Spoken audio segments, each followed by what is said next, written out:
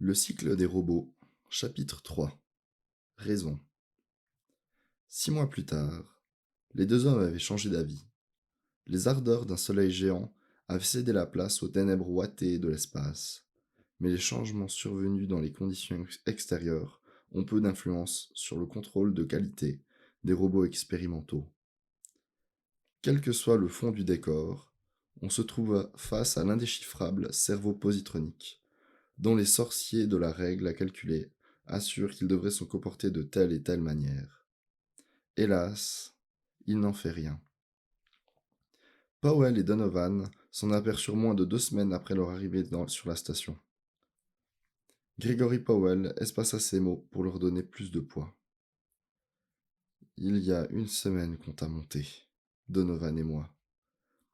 Un pli profond se creusa entre ses sourcils et il tirailla l'extrémité gauche de sa moustache brune. Le plus grand calme régnait au carré des officiers de la station solaire 5, où ne parvenait que le ronronnement très doux du puissant faisceau directeur, loin sous la pièce. Le robot QT1 était assis, immobile. Les plaques brunies composant son corps brillaient sous l'éclat des luxites, et les cellules photoélectriques d'un rouge éclatant qui lui servait d'yeux restaient fixées sur le terrien de l'autre côté de la table. Powell réprima une bouffée d'angoisse. Ces engins possédaient un cerveau spécial qui respectait les 3 lois. Une obligation essentielle, tous à l'US Robots, de Robertson lui-même au nouveau balayeur, y tenaient. QT1 offrait donc toute sécurité. Pourtant, les modèles QT étaient les premiers du genre, et ce spécimen le premier de sa gamme. Les gribouillages mathématiques sur le papier ne constituaient pas toujours la protection la plus rassurante contre les systèmes de l'âme robotique. Le robot prit enfin la parole, d'une voix au timbre glacé, inséparable du diaphragme métallique. Vous vous rendez compte de la gravité d'une telle déclaration, Powell ? On t'a fabriqué à partir de quelque chose, mon vieux, fit remarquer Powell. Tu admets que ta mémoire te semble avoir surgi spontanément du néon où tu étais plongé il y a 1 semaine. Je t'en fournis l'explication. Donovan et moi, on t'a monté à partir des pièces qui nous ont été expédiées. QT, nom tiré de QT, considéra ses longs doigts souples avec une perplexité étrangement humaine. J'ai le net sentiment que mon existence doit s'expliquer de façon plus satisfaisante, car il me semble bien improbable que vous ayez pu me créer. Le terrien laissa s'échapper un rire brusque. Et pourquoi, diable ? Appelez cela de l'intuition. Je ne vois pas plus loin pour l'instant, mais j'entends édifier une explication rationnelle. Une suite de déductions logiques ne peut aboutir qu'à la détermination de la vérité. Je n'en démordrai pas avant d'y être parvenu. Powell se leva et vint s'asseoir au bord de la table, tout près du robot. Il éprouvait soudain une grande sympathie pour cette étrange machine. Elle ne ressemblait en rien aux engins ordinaires qui accomplissaient leurs tâches spécialisées avec toute l'ardeur que leur conférait le profond sillon positronique dont leur cerveau était imprégné. Il posa la main sur l'épaule d'acier et sentit sous sa paume le contact dur et froid du métal. « Cutie, dit-il, je vais essayer de t'expliquer quelque chose. Tu es le premier robot qui ait jamais manifesté de la curiosité quant à sa propre existence. Et le premier, je pense, qui soit assez intelligent pour comprendre le monde extérieur. Suis-moi. » Le robot se leva avec souplesse, et ses pieds aux épaisses semelles en caoutchouc mousse ne produisirent aucun bruit lorsqu'il emboîta le pas à Powell. Le terrien pressa un bouton, et un panneau rectangulaire s'ouvrit, en coulissant dans la cloison. Le verre épais et parfaitement transparent révéla l'espace, parsemé d'étoiles. J'ai déjà vu ce spectacle dans les tourelles d'observation de la chambre des machines, déclara Cutie. Je sais, dit Powell. Et de quoi s'agit-il à ton avis ? De ce que ça représente, une matière noire qui s'étend à partir de cette vitre et que criblent de petits points lumineux. Je sais que notre faisceau directeur envoie des trains d'ondes vers quelques-uns de ces points, toujours les mêmes. Je sais aussi que ces points se déplacent et que les ondes se déplacent parallèlement. Voilà tout. Bien, maintenant, je te prie de m'écouter avec attention. La matière noire, c'est le vide. Un vide immense, infini. Les petits points lumineux sont de gigantesques masses de matière contenant une énergie colossale. Autant de globes dont certains atteignent des millions de kilomètres de diamètre. À titre de comparaison, cette station ne mesure que 1500 mètres. Il ne semble si minuscule qu'en raison des incroyables distances qui les séparent de nous. Les points qui visent nos trains d'ondes énergétiques sont plus proches et beaucoup plus petits. Ils sont froids et durs, et leur surface est peuplée d'êtres humains tels que moi, par milliards. Nous venons d'un de ces mondes, Donovan et moi. Nos faisceaux les fournissent en énergie puisée dans un des globes incandescents situés près de nous. Nous l'avons baptisé Soleil, et il se trouve de l'autre côté de la station, où tu peux le voir. Cutie demeurait immobile devant le hublot d'une telle statue d'acier. Il ne tourna pas la tête pour répondre. De quel point lumineux spécifique prétendez-vous venir? Le voici, dit Powell, après avoir cherché quelques instants. Celui qui brille d'un éclat particulier dans ce coin. Nous l'appelons la Terre. Il sourit. Cette bonne vieille Terre, elle porte des milliards de mes semblables sur sa surface, Cutie. Et dans 2 semaines environ, on sera parmi eux. Soudain, chose surprenante, le robot se mit à fredonner distraitement. Ce qu'il chantait n'avait pas d'air, mais possédait une certaine résonance, rappelant les cordes pincées. Cette mélopée se termina aussi abruptement qu'elle avait commencé. Mais quelle est ma place dans tout cela, Powell? Vous ne m'avez pas expliqué mon existence. C'est simple. Quand on a établi ces stations pour alimenter les planètes en énergie, on y a installé des humains pour les gérer. Mais la chaleur, les radiations solaires dures et les tempêtes d'électrons rendaient leur poste pénible. On a mis au point des robots pour remplacer la main-d'œuvre humaine. Et actuellement, il suffit de 2 cadres humains pour faire fonctionner chaque station. On essaie en ce moment de les remplacer, et c'est là que tu interviens. Tu constitues le modèle de robot le plus perfectionné jamais réalisé. Et si tu montres les capacités requises pour y diriger cette station de manière autonome, aucun être humain ne devra plus jamais y venir, sauf pour apporter des pièces de rechange. Il leva la main, et le panneau couvre-hublot reprit sa place. Powell revint à sa table et frotta une pomme sur sa manche avant d'y mordre. Les yeux rubis du robot le tenaient sous son regard brûlant. Vous croyez, énonça-t-il, que je peux ajouter foi à une hypothèse aussi extravagante et improbable? Pour qui me prenez-vous? Powell recracha des bouts de pomme sur la table et devint rouge comme une pivoine. Comment ça, bon sang? Il ne s'agit pas d'une hypothèse, mais de faits établis.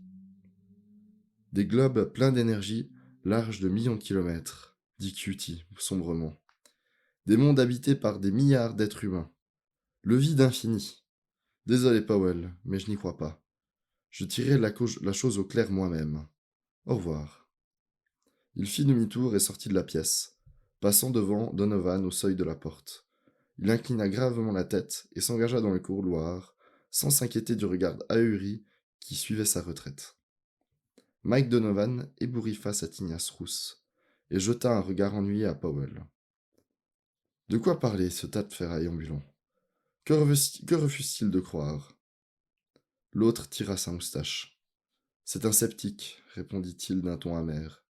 Il ne croit pas que ce soit nous qui l'avons monté de toutes pièces. Il ne croit pas davantage à l'existence de la Terre, de l'espace ou des étoiles. Par Saturne. Voilà qu'on a un robot cinglé sur les bras. Il va, selon lui, tirer tout ça au clair.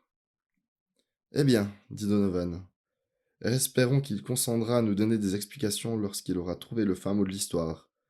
Puis, avec une rage soudaine, si jamais ce taco s'avise de me parler sur ce ton, je fais sauter le thorax sur sa tête au nickel chrome. Il s'assit avec hargne et tira de la poche de sa veste un roman policier. Ce robot me tape sur les nerfs. Trop curieux pour son bien. Mike Donovan disparaissait derrière un gigantesque sandwich à la laitue et à la tomate lorsque Cutie frappa discrètement et entra. Powell, est-il là? Donovan répondit d'une voix étouffée, s'interrompant plusieurs fois pour mastiquer. Il recueille des renseignements sur les fonctions des courants électroniques. Il semble qu'un orage se prépare. Gregory Powell entra alors dans la pièce. Les yeux fixés sur un graphique, se laissa choir sur une chaise, déploya les feuilles devant lui et entreprit de griffonner des calculs. Donovan regarda par-dessus son épaule, broyant de la laitue entre ses dents et arrosant les alentours de miettes de pain. Le robot attendait en silence. L'autre leva la tête.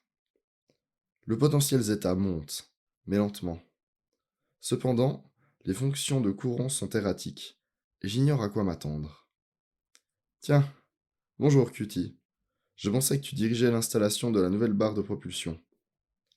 J'ai fini, dit le robot tranquillement. Et c'est pourquoi je suis venu m'entretenir avec vous deux. Oh! Powell parut mal à l'aise. Assieds-toi, non? Pas cette chaise. L'un des pieds est faible et tu n'as rien d'un poids de plume. Le robot obéit. J'ai pris une décision, dit-il placidement. Donovan roula les yeux furibonds et mit de côté son reste de sandwich. S'il s'agit encore d'un de ces invraisemblables... Son compagnon lui imposa un geste de silence. Continue, Cutie. On t'écoute. J'ai consacré ces 2 jours à une introspection concentrée dont les résultats se sont révélés fort intéressants. J'ai commencé par la seule déduction que je me croyais autorisé à formuler. Je pense, donc je suis. Par Jupiter, Jamie Powell. Un Descartes robot. Qui est ce Descartes? S'inquiéta Donovan. Il faut vraiment qu'on reste à écouter les balivernes de ce maniaque en fer blanc. Tais-toi, Mike. Et une question, poursuivit Cutie, imperturbable. C'est aussitôt présenté à mon esprit quelle est la cause exacte de mon existence. La mâchoire de Powell s'affaissa. Ne sois pas idiot, je te l'ai déjà dit. C'est nous qui t'avons fabriqué. Et si tu ne veux pas nous croire, c'est avec le plus grand plaisir qu'on te réduira en pièces détachées. Le robot écarta ses mains robustes en un geste de protestation. Je n'accepte rien sur votre seule autorité. Une hypothèse est étayée par la raison ou n'a aucune valeur. Et c'est à aller à l'encontre de toute logique que de supposer que vous m'ayez fait ça. Powell posa la main sur le poing soudain noué de Donovan. Et pourquoi donc? Cutie se mit à rire, d'un rire étrangement inhumain. Le son le plus mécanique qu'il ait fait entendre jusqu'à présent. Une succession de brèves plosives qui s'égrenaient avec une régularité métronome et la même absence de nuances. Regardez-vous, dit-il enfin. Je m'en voudrais de vous dénigrer, mais regardez-vous.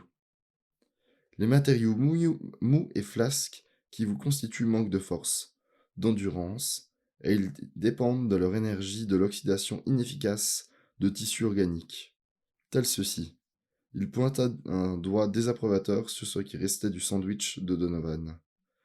Vous tombez périodiquement dans le coma, et à la moindre variation de température, de pression, d'humidité ou d'intensité de radiation, diminue votre efficacité. Bref, vous n'êtes que des pis salés. Moi par contre, je suis un produit fini.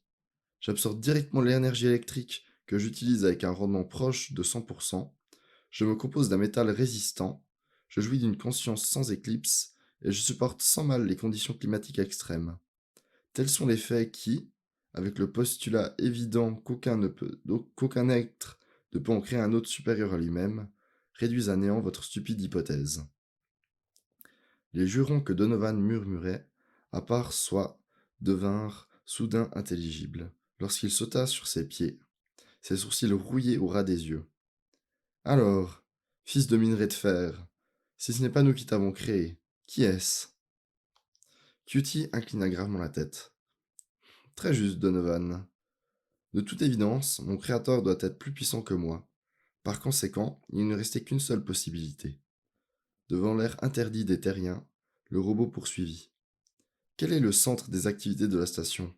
Que servons-nous tous? Qu'est-ce qui absorbe toute notre attention? Il attendit.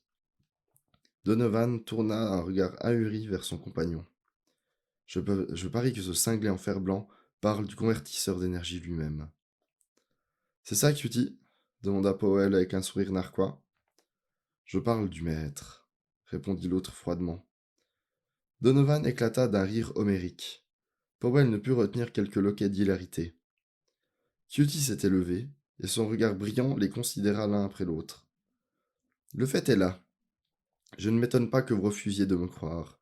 Vous n'allez pas rester longtemps ici, j'en suis certain. Powell l'a lui-même dit. Au début, seuls les hommes servaient le maître, puis les robots ont accompli les travaux courants. Enfin, je suis venu me charger des tâches de direction. Tout cela est sans doute exact, mais l'explication pêche par illogisme. Voulez-vous connaître la vérité qui se dissimule sous ces apparences? Ne te gêne pas, Cutie, tu es amusant. Le maître a d'abord créé les humains, catégorie la plus basse, la plus facile à réaliser. Peu à peu, il les a remplacés par des robots de niveau supérieur. Enfin, il m'a créé pour prendre la place des derniers humains. Dorénavant, je sers le maître. Tu ne feras rien de tel, coupa Powell. Tu exécuteras les ordres qu'on te donne, et tu fileras droit jusqu'à ce qu'on ait la certitude que tu peux t'occuper du convertisseur. Note bien, le convertisseur, et non le maître. Si tu ne nous donnes pas satisfaction, on te réduit en pièces détachées. À présent, si tu n'y vois pas d'inconvénient, tu peux partir. Emporte ces données et tâche de les classer comme il faut. Cutie prit les graphiques qu'on lui tenda et quittait la pièce sans un mot. Donovan se renversa pesamment sur son dossier et passa les doigts épais dans ses cheveux. Ce robot va nous causer des tracas sans nombre. Il est fou allié. Le bourdonnement monotone du convertisseur atteignit un niveau sonore plus élevé dans la salle des commandes. D'autant que s'y mêlaient le cliquetis des compteurs Geiger et le zésaillement erratique d'une demi-douzaine de témoins lumineux. Donovan s'écarta de l'oculaire du télescope et alluma les luxites. Les trains d'onde de la station 4 a atteint Mars comme prévu. On peut interrompre le nôtre. Powell hocha la tête, distraitement. Cutie est dans la salle des machines. Je lui signale d'accomplir la manœuvre. Regarde, Mike. Que penses-tu de ces chiffres? L'autre les consulta et siffla. Mon vieux, voilà ce que j'appelle de l'intensité en rayon gamma. Notre bon vieux soleil à la pêche. Ouais, répond Powell avec humeur. On est mal placé pour essuyer une tempête d'électrons. Notre vaisseau terrestre se trouve sur son sur son chemin probable. Il repoussa sa chaise de la table avec mauvaise humeur. Flûte. Dommage qu'elle n'attende pas l'arrivée de la relève. Mais il s'en faut de 10 jours. Descends, tenir Cutie à l'œil, tu veux bien? Entendu. Passe-moi des amandes. Donovan cueillit au vol le sac qu'on lui lançait et se dirigea vers l'ascenseur. La cabine descendit sans à-coups et le déposa sur une étroite passerelle dans l'immense salle des machines. Il se pencha sur la rambarde. Les gigantesques générateurs tournaient. Des tubes L. Prevenaient le bourdonnement bas qui envahissait toute la station. Il aperçut la masse brillante de Cutie devant le tube L martien, observant attentivement l'équipe de robots qui œuvrait de concert. Donovan se raidit. Les robots dont la taille était réduite par le voisinage d'un puissant tube L se rangeaient devant la tête courbée, tandis que Cutie les passait en vue. 15 secondes s'écoulèrent, puis, avec un claquement qui domina le ronronnement puissant des machines, ils tombèrent à genoux. Poussant un cri rauque, il dévala l'escalier étroit et se précipita sur eux, battant l'air de ses poings, le teint aussi enflammé que ses cheveux. Que signifie cette comédie, bande d'idiots sans cervelle? Occupez-vous de ce tube, et vite. Si vous ne l'avez pas démonté, nettoyé et remonté avant la fin de la journée, je vous coagule le cerveau au courant alternatif. Pas un robot ne bougea. Cutie lui-même, le seul debout, à l'extrémité opposée de la rangée, gardait le silence, les yeux fixés sur les noirs recoins de la machine qui se trouvait devant lui. Donovan poussa, fort, le robot le plus proche. Debout, hurla-t-il. Lentement, l'interpellé obéit. Son œil photoélectrique se fixa d'un air de reproche sur le terrien. Il n'y a d'autre maître que le maître, déclara-t-il, et QT1 est son prophète. Hein? Donovan sentit se poser sur lui 20 paires d'yeux mécaniques, et 20 voix au timbre métallique, déclarant solennellement « Il n'y a d'autre maître que le maître, et QT1 est son prophète. » Je crains, intervint QT à ce moment, que mes amis n'obéissent désormais plus qu'à un être plus évolué que vous. C'est ce qu'on va voir. Tonnerre de sort. Débarrassez-moi le plancher. Ton tour viendra, mais je m'occupe d'abord de ces gadgets ambulants. Qt secoua la tête, lentement. Je suis désolé, mais vous ne comprenez pas. Ce sont là des robots, c'est-à-dire des êtres doués de raison. Ils reconnaissent le maître. À présent que j'aurai prêché la vérité, tous en sont là. Ils m'appellent le prophète. Il baissa la tête. Je suis indigne de cette distinction, mais peut-être. Donovan recouvra son souffle. Vraiment? N'est-ce pas admirable? N'est-ce pas édifiant? Maintenant, permets-moi de te dire quelque chose, cher babouin de fer blanc. Il n'y a pas plus de maître ni de prophète que du beurre dans une machine à sous. Et pour ce qui est de donner des ordres, tu pourras repasser. Compris? Savoir s'enfla. Hors d'ici. Je n'obéis qu'au maître. Au diable le maître. Donovan cracha vers le tube L. Voilà pour le maître. Faites ce que je vous dis. Si Cutie resta sans réaction, comme ses congénères, l'homme sentit la tension monter. Le rouge des yeux froids et fixes s'approfondit, et le robot parut plus raide que jamais. Sacrilège, murmura-t-il, l'émotion lui donnant un timbre encore plus métallique. Donovan sentit pour la première fois la peur l'effleurer, lorsque Cutie marcha vers lui. Un robot ne pouvait pas éprouver la colère, mais ses yeux étaient indéchiffrables. « Je suis désolé, dit-il, mais vous ne sauriez rester ici après cet incident. Powell et vous n'avez plus accès à la salle des commandes, ni à celle des machines. » Un geste de la main, 2 robots saisirent le terrien, chacun par un bras. Il eut le temps de pousser un cri inarticulé avant qu'on le soulève de terre et qu'on le transporte au sommet de l'escalier à une allure dépassant nettement le petit galop. Gregory Powell arpentait le carré des officiers, les poings serrés. Il considéra avec un dépit furieux la porte fermée, puis foudroya Donovan d'un regard amer. « Pourquoi diable as-tu craché sur le tube L ?» Mike Donovan, rancogné sur son fauteuil, abattit ses bras sur les accoudoirs. « Que voulais-tu que je fasse, devant cet épouvantail électrifié? Je n'avais tout de même pas le pied et le genou devant un pantin articulé que j'ai assemblé de mes propres mains. » Sans doute, convint l'autre, amèrement.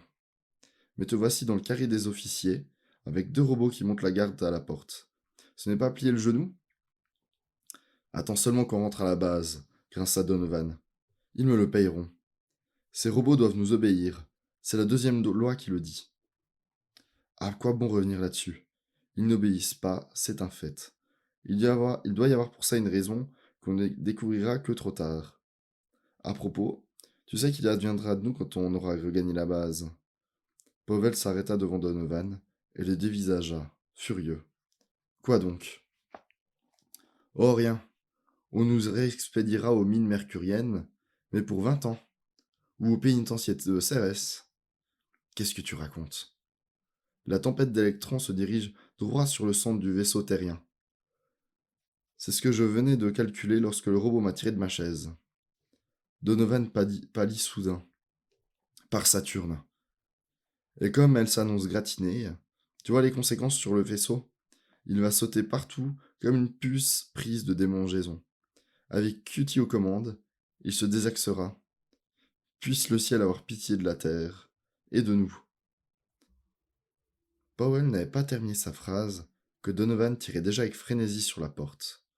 Le panneau s'ouvrit et le terrien fonça dans l'embrasure pour se heurter durement contre un bras d'acier immuable. Le robot regarda d'un air distrait le terrien, haletant qui se débattait. « Le prophète vous ordonne de rester dans cette pièce.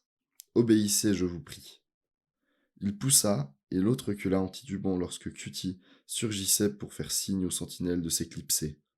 pénétrer dans le carré des officiers et refermer doucement la porte. Donovan, le souffle coupé par l'indignation, se retourna vers le nouveau venu. La comédie a assez duré, tu nous le payeras cher. Allons, du calme, répondit le robot d'un ton léger. Cela devait arriver tôt ou tard. Comme vous le voyez, vous avez perdu tous deux vos fonctions. Je te demande pardon? Powell se leva avec raison. Qu'entends-tu par là? Jusqu'à ma création, vous serviez le maître. Ce privilège est maintenant le mien, et votre unique raison d'exister a disparu. N'est-ce pas évident? Pas tout à fait, répondit aigrement l'autre. Mais que veux-tu qu'on fasse à présent? Cutie demeurait silencieux, comme perdu dans ses pensées. Puis un de ses bras jaillit et enlaça les épaules de Powell. L'autre étreignit le poignet de Donovan et l'attira à lui. Je vous aime. Vous êtes des êtres inférieurs aux facultés de raisonnement déficientes, mais j'éprouve un réel sentiment d'affection pour vous. Vous avez bien servi le maître, il vous récompensera. Maintenant que votre service a pris fin, vous n'avez plus longtemps à vivre, mais vous recevrez le gîte et le couvert, tant que vous ne mettrez pas les pieds ni dans la salle de commande, ni dans celle des machines. Il nous fige à la retraite, Greg, s'écria Donovan. Je nous en prie, fais quelque chose, c'est trop humiliant. Écoute, Cutie, on ne peut pas supporter une telle situation. C'est nous les patrons. Cette station est l'œuvre d'êtres humains tels que moi, d'êtres humains qui vivent sur Terre et d'autres planètes. Mais elle ne constitue qu'un relais d'énergie. Tu n'es que... Et puis zut. Cutie secoua gravement la tête. Cela vire à l'obsession. Pourquoi vous raccrocher à une vision aussi fausse de la vie? Étant donné que les non-robots ne possèdent pas la faculté de raisonnement, il reste toujours le problème de... Il s'interrompit et se plongea dans un silence pensif.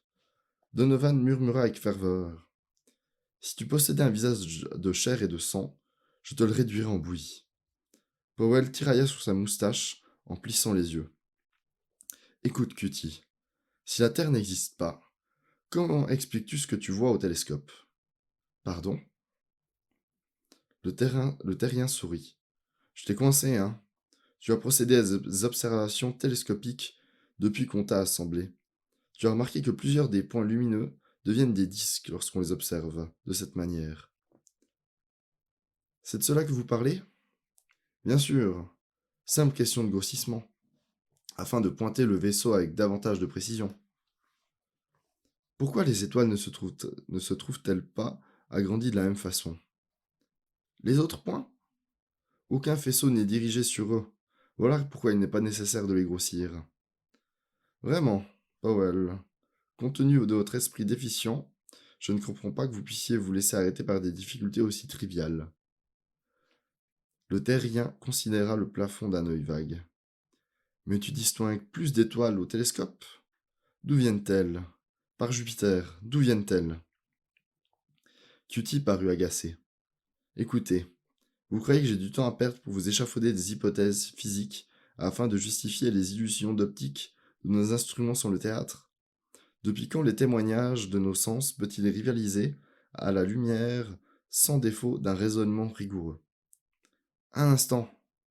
Donovan se tortilla pour échapper à l'étreinte, amicale sans doute, mais pesante, du bras d'acier. Allons au cœur du sujet. À quoi sert le faisceau? On te donne une explication logique. Tu peux faire mieux? Les faisceaux, répliqua l'autre, avec raideur, sont émis par le maître pour accomplir ses propres desseins. Il existe certaines choses, il leva les yeux dévotement vers le plafond, sur lesquelles nous devons garder un regard discret. Dans ce cas, je ne cherche qu'à servir et non pas à comprendre. Powell s'assit avec lenteur et enfit son visage dans ses mains tremblantes. Sors d'ici, Cutie.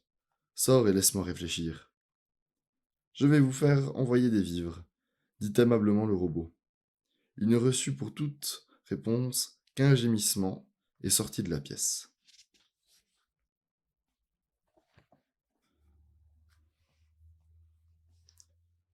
Greg, murmura Donovan, dans un souffle rauque. Il faut recourir à la ruse, le prendre au dépourvu et le court-circuiter. De l'acide nitrique concentré dans ses articulations. Tu es naïf, Mike. Tu crois qu'il se laissera approcher lorsqu'il nous verra de l'acide entre les mains? Non, on doit lui parler.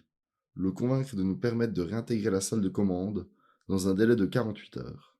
Sinon, on est cuit. Powell se balançait d'avant en arrière, dans une agonie d'impuissance.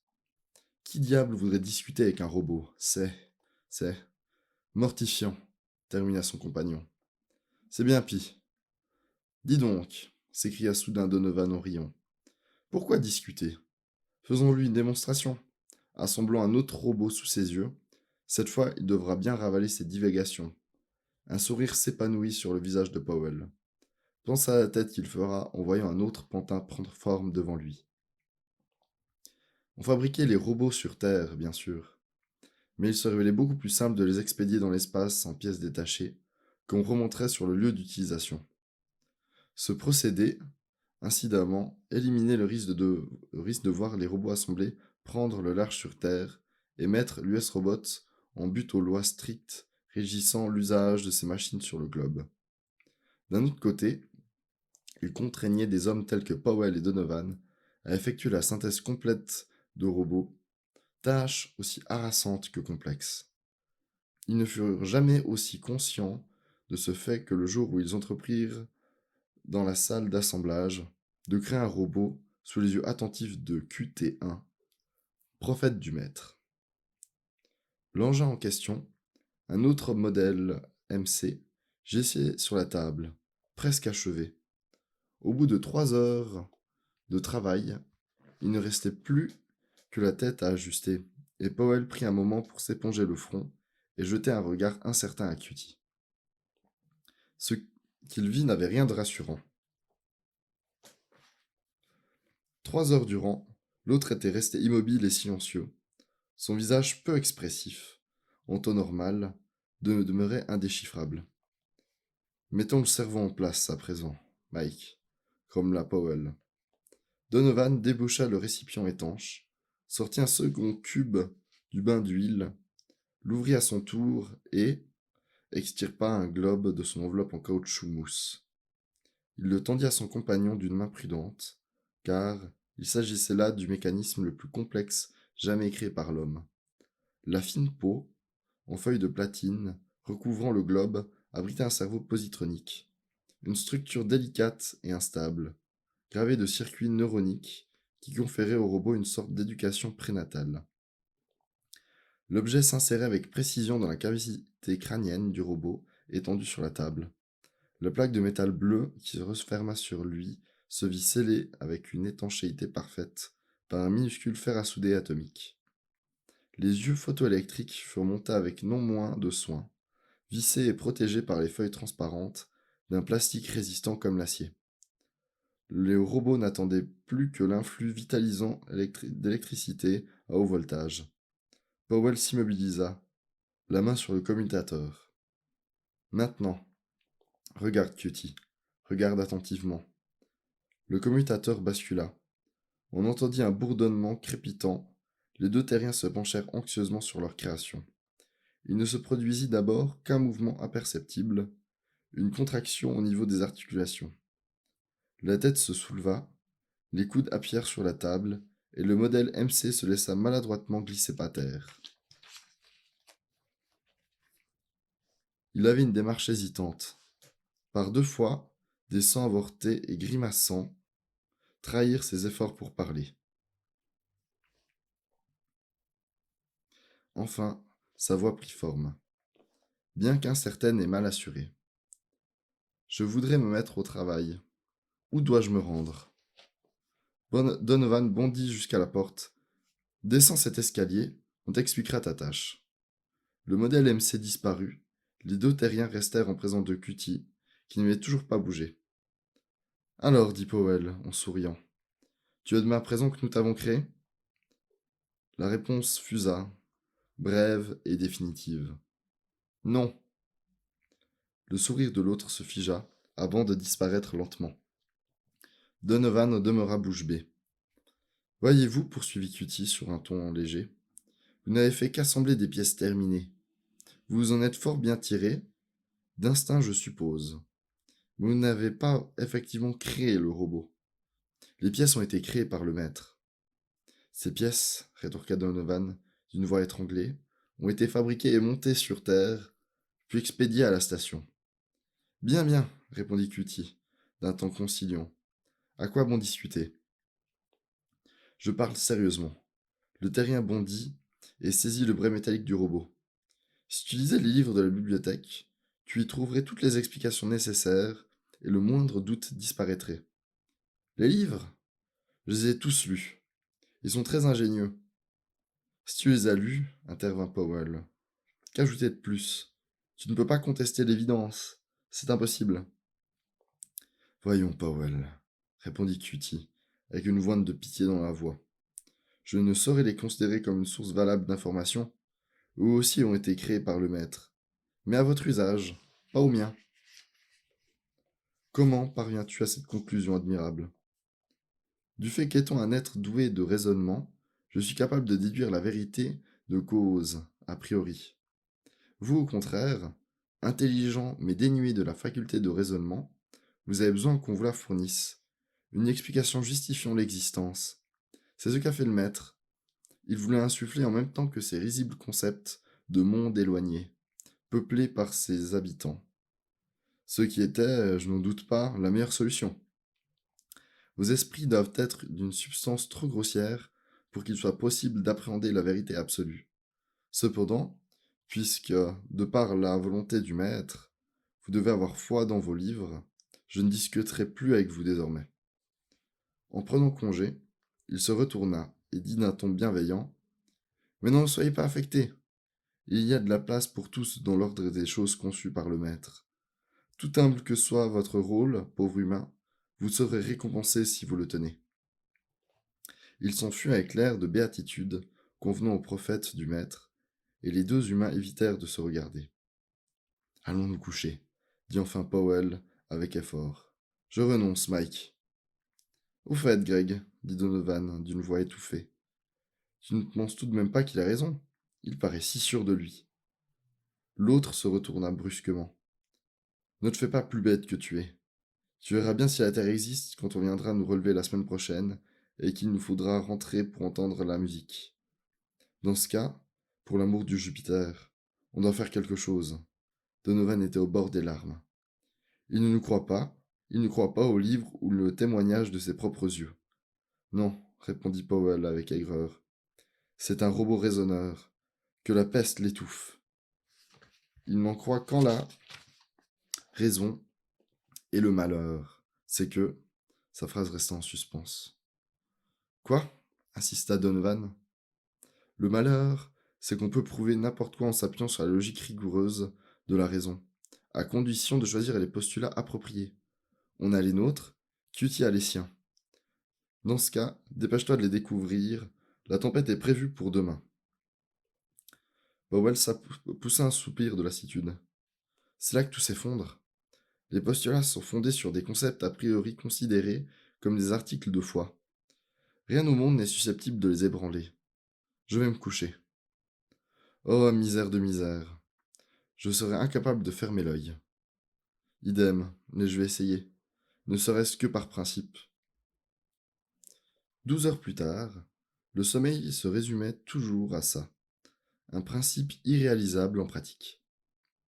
La tempête arrivait en avance, et Donovan, d'ordinaire Rubicon, était exsangue, tandis qu'il la désignait d'un doigt tremblant. Les joues hérissées de chaume, les lèvres sèches, Powell regardait fixement par le hublot, tiraillant désespérément sa moustache. En d'autres circonstances, le spectacle aurait paru magnifique. Le flux d'électrons à haute vitesse, heurtant le faisceau d'énergie dégagé des ultraparticules fluorescentes d'une extraordinaire intensité lumineuse.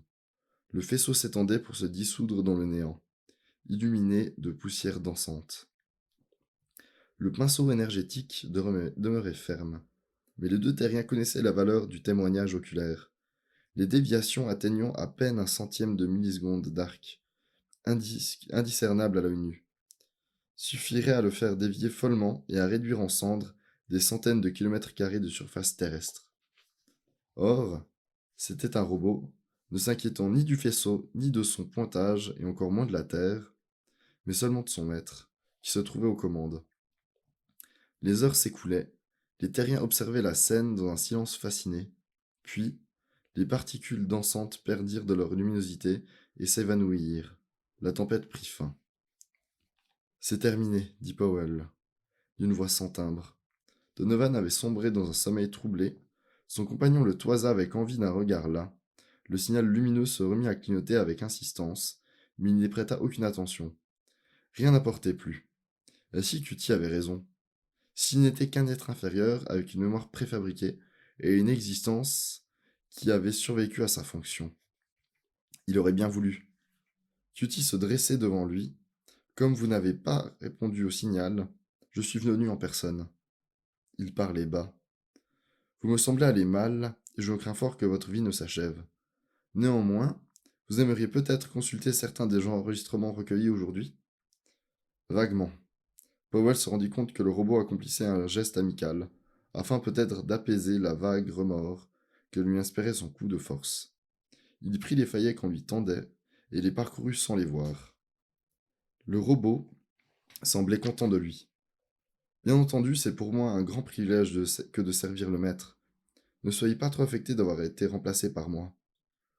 Powell grommela et reporta mécaniquement son poids d'un pied sur l'autre, jusqu'au moment où ses yeux troubles s'accommodèrent sur une fine ligne rouge qui suivait un tracé sinueux en travers de la page millimétrée. Il écarquilla les yeux, les écarquilla de nouveau. Il se leva, serrant fortement la feuille entre ses doigts. Crispé, sans la quitter du regard. Les autres diagrammes tombèrent sur le sol sans qu'il s'en aperçoive. Mike, Mike! Il secoua l'autre comme un prunier. Il a maintenu le faisceau dans le bon axe. Donovan sortit de son assoupissement. Comment? Où? Et à son tour, il ouvrit les yeux exorbités sur le diagramme qu'on lui présentait. Qu'est-ce qui ne va pas, interrogea. Tu as maintenu le faisceau dans l'axe? Bégaya Powell. Tu le savais? Dans l'axe? De quoi parlez-vous? Tu as braqué le train d'onde énergétique avec une précision absolue sur la station réceptrice, avec une tolérance inférieure à 10 millièmes de milliseconde d'arc. Quelle station réceptrice? La station terrestre, bafouilla Powell. Tu l'as conservée dans le viseur.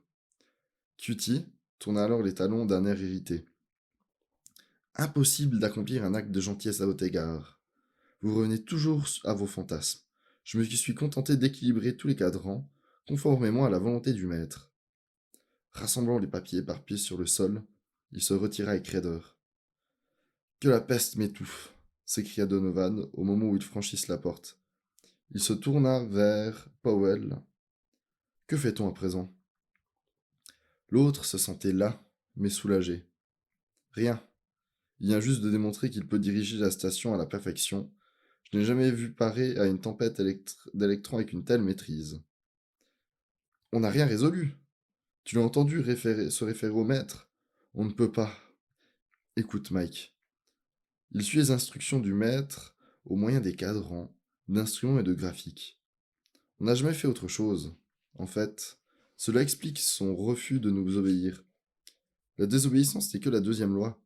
L'interdiction de molester les humains est la première. Comment peut-il empêcher qu'il advienne du dommage aux humains, qu'ils le sachent ou non, en préservant la stabilité du faisceau? Il sait qu'il peut accomplir cette tâche mieux que nous, puisqu'il se prétend supérieur. C'est pourquoi il doit nous interdire l'accès à la salle de commande. C'est inévitable au regard des lois de la robotique. D'accord, mais là ce n'est pas la question. On ne peut pas lui permettre d'entretenir ses illusions sur le maître. Pourquoi pas? Qui n'a jamais entendu proférer de telles sornettes? Comment peut-on lui confier la station s'il ne croit pas à la Terre? Il est capable de la diriger? Sans doute, mais dans ce cas qu'il croit ce qu'il voudra. Powell s'étira avec un large sourire et se laissa tomber en arrière sur son lit. Il dormait déjà. Powell parlait tout en se glissant non sans difficulté dans sa tenue spatiale légère. Le temps de travail serait fort simple, disait-il. On pourrait amener des nouveaux modèles QT un par un, les équiper d'un interrupteur automatique réglé pour se déclencher au bout d'une semaine, afin de leur laisser le temps d'apprendre le culte du maître de la bouche du prophète en personne. Ensuite, on les transférerait sur une autre station où on les revitaliserait. On pourrait en avoir deux par... Donovan releva la visière de la glacite. Tais-toi, et sortons d'ici, s'écria-t-il. L'équipe de relève nous attend, et je ne retrouverai mon aplomb qu'en sentant le plancher des vaches sous mes pieds. Ne serait-ce que pour m'assurer qu'il existe toujours. La porte s'ouvrit alors. Donovan, avec un juron étouffé, rabaissa sa visière et tourna un dos boudeur à Cutie. Le robot s'approcha doucement. Vous partez? Il y avait du chagrin dans sa voix. Powell inclina sèchement la tête. D'autres vont nous remplacer. Cutie poussa un soupir, le bruit du vent à travers un réseau de fils rapprochés. Votre temps de service est terminé, et le moment est venu pour vous de disparaître. Je m'y attendais, mais que la volonté du maître soit faite. Ce ton résigné piqua Powell au vif. Épargnez-nous tes condoléances, Cutie. Il n'est pas question pour nous de disparaître, mais de regagner la Terre. Mieux vaut que vous le pensiez. Le robot soupira à nouveau. Je comprends à présent la sagesse qui vous inspire cette illusion. Pour rien au monde je voudrais vous détromper, même si je le pouvais. Il s'en fut, l'image même de la commisération. Powell proféra un bruit indistinct et fit signe à Donovan. Leur valise étanche à la main, ils se dirigèrent vers le sas. Le vaisseau de la relève se trouvait sur la corniche d'atterrissage. Franz Müller, qui devait les remplacer, les salua avec une raide courtoisie. Donovan se contenta d'un léger signe de tête et passa dans la cabine du pilotage, où il prit la place de Sam Evans. Comment va la Terre? Demanda Powell. C'est là une question assez conventionnelle, et Müller lui fit une réponse non moins conventionnelle. Elle tourne toujours. Bien. Müller le regarda. Les gens de l'US Robots ont pondu un nouveau mouton à 5 pattes. Un robot multiple. Un quoi? Un robot multiple. Ils ont souscrit un contrat important.